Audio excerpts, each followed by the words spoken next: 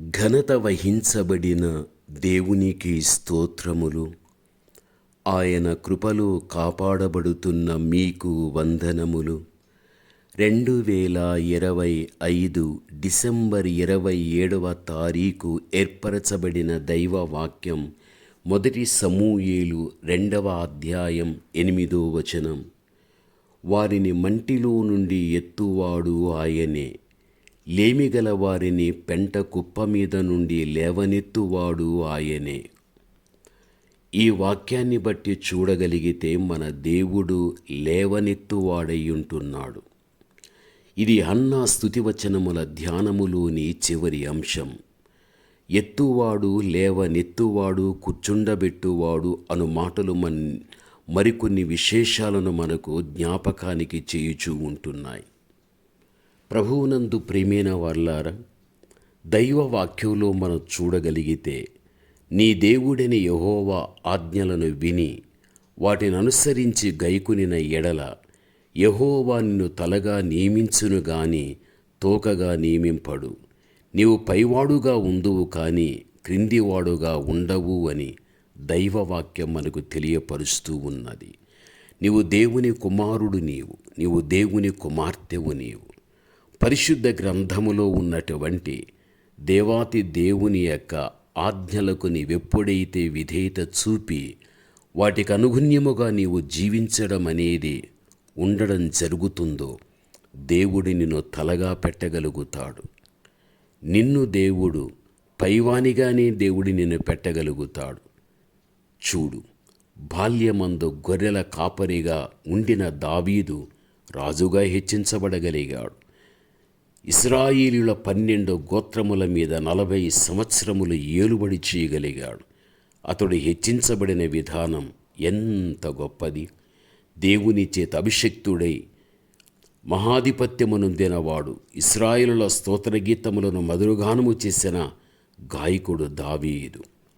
అంతగా దేవుడు హెచ్చించగలిగాడు. ఈ రోజున దైవ చిత్తానుసారమైన జీవితము నీవు జీవించిన వ్యక్తివైతే నీ ఊహకు అందనటువంటి ఉన్నతమైనటువంటి స్థితిలో దేవుడు నిన్ను హెచ్చించగలుగుతాడు. బైబిలు గ్రంథంలో సోదరుల చేత గోతిలో వేయబడిన యోసేపు, పోతీఫరు భార్య నేరము మోపగా చెరసాలలో బంధింపబడిన యోసేపు చివరికి ఫరో చేత హెచ్చించబడగలిగాడు.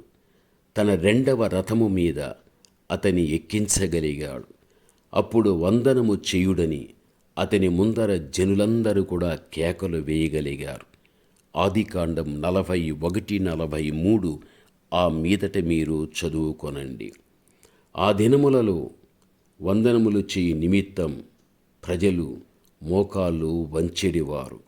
ప్రభువునందు ప్రియమైనటువంటి వాళ్ళరా, ఎంత ఉన్నతమైన స్థితిని యోసేపుకు దేవుడు ఇవ్వగలిగాడో మనము ఈ వాక్యాన్ని బట్టి మనము చూడగలం. నిజమే, మన దేవుడు లేవనెత్తువాడై ఉంటున్నాడు, తలగా పెట్టువాడై ఉంటున్నాడు, హెచ్చించినటువంటి వాడై ఉంటున్నాడు.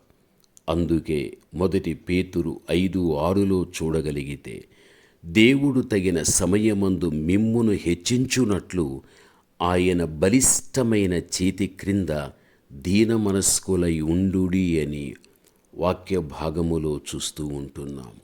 ప్రభువునందు ప్రియమైన వాళ్ళారా, దేవుని యొక్క కృపచేత మనము హెచ్చించబడగలుగుతామన్న విషయం మనము మరిచిపోకూడదు. మన దేవాతి దేవుడు ఆయన యొక్క బిడలైనటువంటి మన విషయములో దేవుడు ఎంతో దూరదృష్టి కలిగి మనలను తగిన సమయం వచ్చినప్పుడు మన దేవుడు హెచ్చించినటువంటి దేవుడై ఉంటున్నాడు.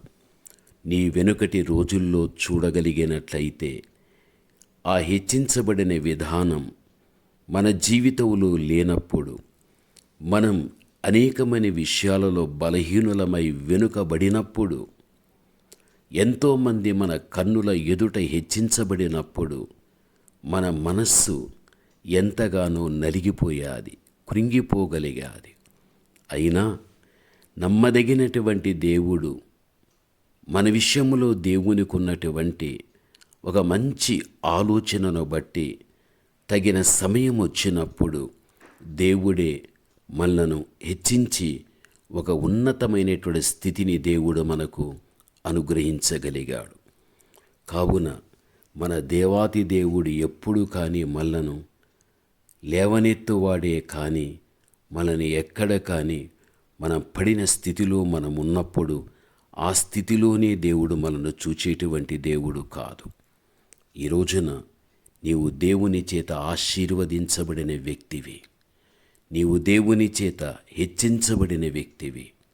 భూమి మీద జీవించినంత కాలం ఆయన వాక్యములో ఉన్న ఆయన చిత్తం ఏమయ్యున్నదో దానికి అనుగుణ్యంగా నీవు జీవిస్తూ రాగలిగినట్లయితే హెచ్చించిన నీ విధానాన్ని కాపాడేవాడు, భవిష్యత్తును ఆ విధంగానే దేవుడు కొనసాగించేవాడు.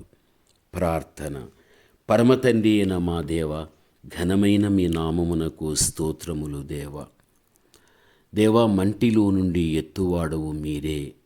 లేమిగలిగిన వారిని, పెంట కుప్పల మీద ఉన్న వారిని లేవనెత్తునటువంటి దేవుడు మీరే తండ్రి.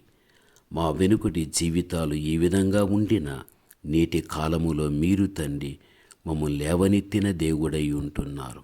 కృతజ్ఞత మేము కలిగి మీ చిత్తములో సాగిపోయే కృపను మా అందరికీ చూపమని యేసు నామములో ప్రార్థన చేస్తున్నాము తండ్రి. ఆమేన్.